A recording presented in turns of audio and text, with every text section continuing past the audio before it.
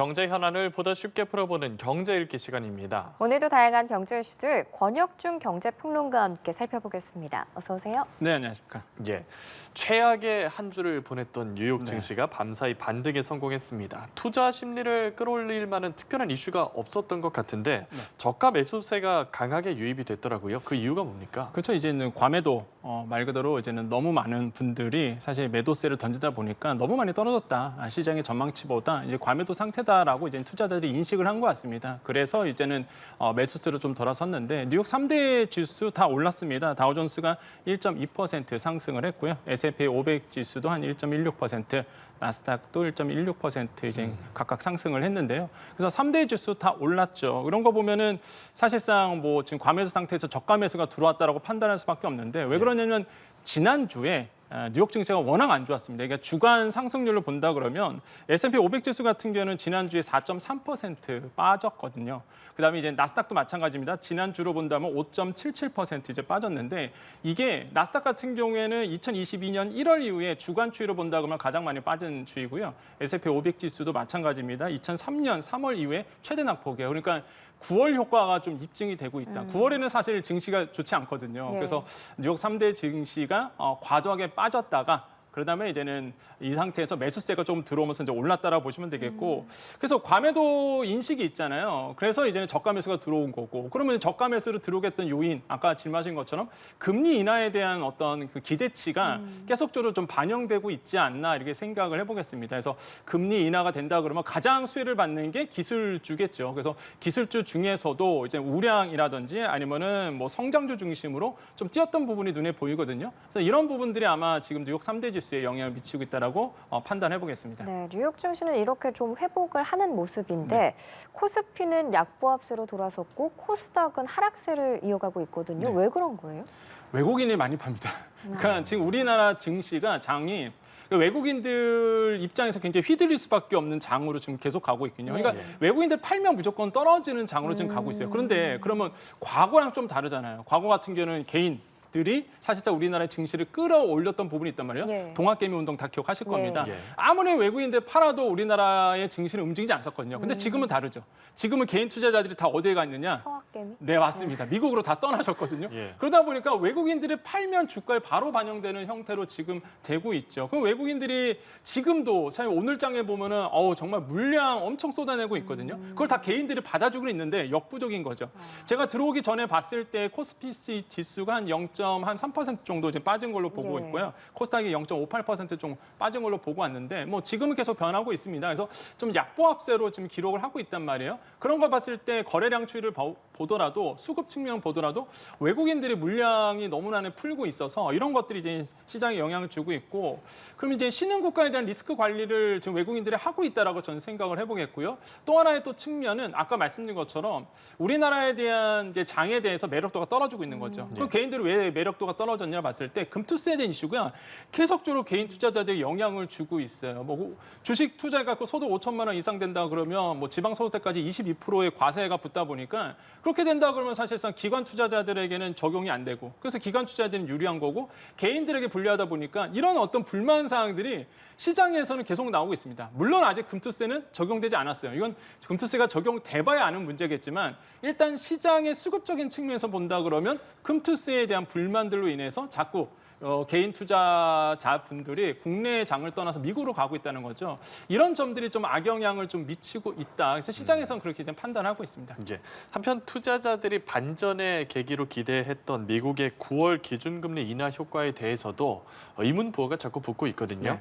시장에서는 연준 금리 인하를 기정사실화하고 있다 보니까 네. 좀 기대가 선반영됐다라는 분석이 있는데 극적인 상승세를 기대하기는 어려워 보여요. 어렵습니다. 왜냐하면 9월 효과라는 게 있어요, 증시에는. 항상 9월에는요, 증시가 좋지 않았습니다. 그래서 사실상 이게 진짜 역사적, 증시의 역사를 좀 본다 그러면 물론 미국으로 가보겠습니다. 이게 2000년도부터요. 근데 2023년까지 24년 동안 9월에 나스닥 지수를 본다 그러면 14번 떨어졌고요. 그것도 오른 것도 10번이 되는데 근데 과도하게 떨어진 게 굉장히 많았습니다. 뭐 이미 아시겠지만은 이제는 뭐 미국의 굵직한 사건들이 다 9월에 있었거든요. 9.11 사태도 마찬가지고요. 그다음에 뭐 과거 기억나실 거예요. 리먼 사태도 2008년도에 있었던 8월 달에 있었거든요. 9월 달에 있었거든요. 그것도 리먼 사태도 사실 9월 달에 또 일어났었고.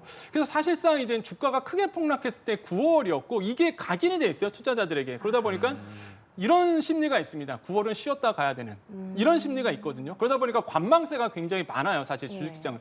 그게 이제는 뉴욕 시장도 그렇고요. 우리나라도 마찬가지고 우리나라도 코스피 지수를 월 평균 등락률을 봤더니만 24년과 9월 달에 한 0.93% 평균적으로 떨어졌습니다. 알고 있거든요, 이제 투자자들이. 그래서 이제 9월에 좀 관망세가 많고 그러다 보니까 지금 뭐 아무리 좋은 호재가 나와도 반응이 좀 느린 부분이 있겠고요.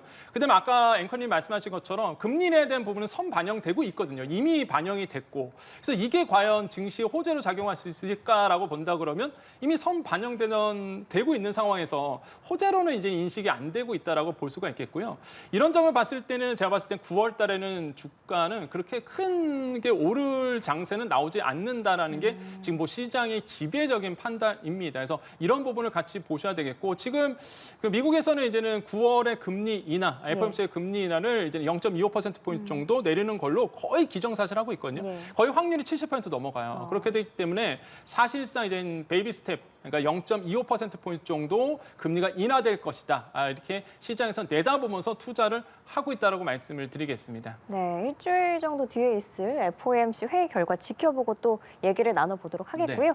다음 주제로 넘어가겠습니다. 올해 정말 더웠잖아요. 지금도 더운데 그래서 에어컨 많이들 사용하셨을 거고 8월 전기요금 걱정 많으실 텐데 지난해와 비교를 해봤을 때 평균적으로 얼마나 더 나올까요? 이게 정말 많은 분들이 가구당 보면은요, 사실상 좀 뼈 아프다 이렇게 좀 그 정도예요? 안타까웠는데 많이 올랐습니다. 이때 8월 주택전기요금 평균이 봤을 때 13% 올랐거든요. 그러니까 이걸 보겠습니다. 가구당 평균 사용량이 363kWh 정도가 됩니다. 지금 나오고 있는데 전기 요금 보면 한 13% 좀 올랐고 사용량으로 보면 이제 9% 올랐습니다. 그러니까 이게 지금 평균 사용량이 이제 가구당 보면 3kWh인데요. 이게 작년 같은 날보다 9% 증가된 수치고 지금 보이고 있죠. 그다음에 이제 전기 요금도 마찬가지입니다. 6만 3,610원 정도가 나오고 있는데 작년 같은 달보다 13% 올랐는데 이게 한 7,500원 정도 오른 수치다 보시면 돼요. 근데 특징적인 거 있죠. 아니 이게 전기 사용량은 9%밖에 안 올랐는데 요금은 13% 올랐잖아요. 그러면 우리나라의 이제 누진세 때문에 저렇게 이제 더 크게 요금이 오를 수밖에 없다라고 보시면 되겠습니다. 우리나라 같은 경우에 여름 요금제가 있습니다. 7월과 8월 같은 경우에 누진제가 이제 적용이 되고 있죠. 이게 300kWh 기준으로 좀 쪼개거든요. 그래서 300kWh 이하 같은 경우는 기본 요금이 한 910원 정도 되는데 이게 301kWh 이상부터는 이제 요게 또 달라집니다. 누진제가 적용되기 때문에 지금 나오고 있죠. 기본 요금이 이제 1,600원이 됩니다. 아까 말씀드렸잖아요. 지금 평균이 363kWh라고 말씀드렸잖아요. 그럼 이제 누진제가 적용이 되는 거죠. 기본 요금도 1,600원으로 오르게 되고 전력량 요금도 마찬가지입니다. 킬로와트 시당 보면은 300kWh 이하 같은 경우는 120원인데 이게 누진제가 적용되다 보니까 214원이 되거든요. 그러니까 이제 요금 금액으로 보면은 더 오를 수밖에 없는 구조로 가는 거죠. 그래서 실제 이제는 많은 분들이 4인 가구 기준으로 봤을 때 아마 이번에 누진제가 적용돼서 더 많은 금액을 아마 요금 고지서에 아마 보시지 않을까 이렇게 좀 생각을 하고 있습니다. 서민들 입장에서는 전기요금에 대해서 불만이 매번 있을 수밖에 없는데 한전에서는 선진국하고 비교하면 여전히 낮은 수준이다라고 얘기를 합니다. 뭐 얼마나 낮은 수준인 건가요? 팩트입니다. 그거는 확실히 맞거든요. 우리나라의 전기요금이 계속적으로 사실상 아시겠지만 정치권의 입김이 계속 받아왔습니다. 한국전력. 그러다 보니까 올려야 할 타이밍에 못 올렸던 부분이 있어요. 그래서 이게 외국과 좀 비교를 해드린다 그러면 일본 같은 경우에는 우리나라의 전기요금이 2배입니다. 프랑스도 우리나라에 비해서 2배 이상의 전기요금을 내고 있고요. 미국도 마찬가지예요. 우리나라의 2.5배가 되고요. 독일 같은 경우는 3배 정도 되거든요. 그러니까 사실상 우리나라가 전기요금이 다른 나라에 비해서 선진국 대비해서 낮다라는 것을 우리가 판단할 수 있고요. 그렇기 때문에 아마 이번에 전기요금에 대한 인상 부분이 아무래도 적용이 되지 않을까라고 저는 생각을 해보겠고 그럴 수밖에 없는 게 누적 적자가 상당합니다. 이게 한전만 그런 게 아니라 가스공사도 마찬가지거든요. 한국가스공사도 지금 누적 적자가 심한데 일단 한전으로 본다 그러면 21년기 2분기부터 누적 적자가 41조 원 정도가 됩니다. 계속 적자가 지금 쌓이고 있는 거예요. 한전 같은 경우에도. 그러면 계속 누적 적자가 쌓이다 보니까 부채 이거 다 빌려서 사실상 이게 한전채 발행해서 계속 메꾸게 되는 거거든요. 예. 부채 상황을 봤더니 202조 원입니다. 1분기 말 기준으로 봤을 때 이게 사실상 엄청난 부채와 누적 적자가 쌓이다 보니까 답은 없어요. 결국에는 요금을 인상할 수밖에 없는 구조로 간다. 그런데 그러한 이유가 올려야 될 때 못 올렸기 때문이다라고 저는 판단을 해보겠고, 그래서 저는 이번에 뭐 서민들에게 좀 물가 부담이 되겠지만은 이번에는 좀 말 그대로 한전 요금, 전기 요금이 오를 수밖에 없는 구조로 갈 것이다라고 저는 생각을 해보겠습니다. 근데 오르긴 오를 건데 그 시기가 중요한 거잖아요. 네, 맞습니다. 이미 13% 지금 전기요금의 영향으로 4분기로 늦춰질 수 있다는 얘기도 나오던데 네. 시기는 좀 언제가 적절하다고 보세요? 지금 이게 물가 기조를 봐야 돼요. 사실상 지금 정부가 걱정하는 게 하반기에 유가로 인해서 이게 유가가 떨어졌기 때문에 사실상 지난달 같은 경우가 이제 물가가 좀 하락했던 부분이 예. 있는데 이 기조효과로 인해서 아마 하반기에 유가 영향으로 해서 좀 물가가 오를 겁니다. 그렇게 된다 그러면 이제 정부에서도 고민을 할 거예요. 왜냐하면 공공요금까지 같이 오르게 되면은 더 많은 물가가 소비자 물가 지수가 예. 오르게 되거든요. 그래서 최대한으로 늦춘다는 얘기가 지금 나오고 있죠. 그래서 이제 4분기 정도에 아마 요금 인상이 단행될 거다라고 지금 시장에서는 예상을 하고 있고, 그대로 된다 그러면 보통 그렇거든요. 이제 여름 같은 경우에 누진제가 적용되고 전기요금이 오르다 보니까 피부로 와닿는 부담이 굉장히 큽니다. 예. 그래서 이제 피해서 가거든요. 아. 그래서 이제는 겨울에는 분명히 이제는 말 그대로 전기요금 오르게 되고 보통 여름에 가스요금 오르거든요. 그래서 이런 어떤 구조로 간다. 그래서 제가 봤을 때는 하반기에는 아무래도 물가를 생각할지라도 그래도 올려야 될 수밖에 없는 구조로 갈 것이다. 그래서 좀 서민들에게 좀 부담이 될 가능성이 굉장히 있고요. 그래서 이제는 좀 말씀드리고 싶은 게 전기요금 바우처 제도가 있습니다, 우리나라에. 그래서 서민들, 특히 이제 어려우신 취약계층 같은 경우에는 전기요금 바우처라고 검색해 보시면은 정부가 보조금을 주고 있거든요. 그래서 꼭 한번 이제 내가 취약계층이다 하신 분들은 전기요금 바우처 받으셔서 좀 전기요금을 낮추시는 방법 좀 추천해 드리겠습니다. 예, 전기요금 인상과 관련한 이야기 나눠봤고요. 마지막 주제 다뤄보겠습니다. 이제 다음 주면 추석이잖아요. 네. 그런데 올해 추석 상여금을 주기로 한 기업이 사상 최저치를 기록했다고 합니다. 네. 얼마나 줄어든 건가요? 이게 100명에게 물어보면 예. 47% 정도만 이제 사실상 응답을 하셨거든요. 예. 왜냐하면 상여금을 주겠다라는 것이 47% 정도 되었어요. 그러니까 그 뜻은 뭐냐면 줄 여력이 없다라는 거죠, 사실상. 그래서 지금 되게 아이러닉합니다. 여러분 아마 뉴스 통해서 보셨겠지만 경상수지 흑자 3개월 이상 되고 있다. 수출 10개월 넘게 계속적으로 잘 되고 있다라고 이제 얘기하고 있는데, 그런데 기업들은 사실상 돈이 없다라는 거죠. 그래서 네. 상여금을 주겠다라는 지급 비율을 보시면 아시겠지만 줄고 있죠. 네. 2021년도 같은 경우는 54%가 상여금 지급하는 비율이고, 기업들 조사해봤더니 47%만 상여금을 주겠다 이렇게 얘기하고 있거든요. 그러니까 기업들이 돈이 없는 거예요. 그래서 실제 물어봤습니다. 저 서베이 조사했을 때 왜 예. 상여금을 그럼 못 주냐라고 봤을 때 돈이 없다. 이렇게 응답하신 분들이 굉장히 많았거든요.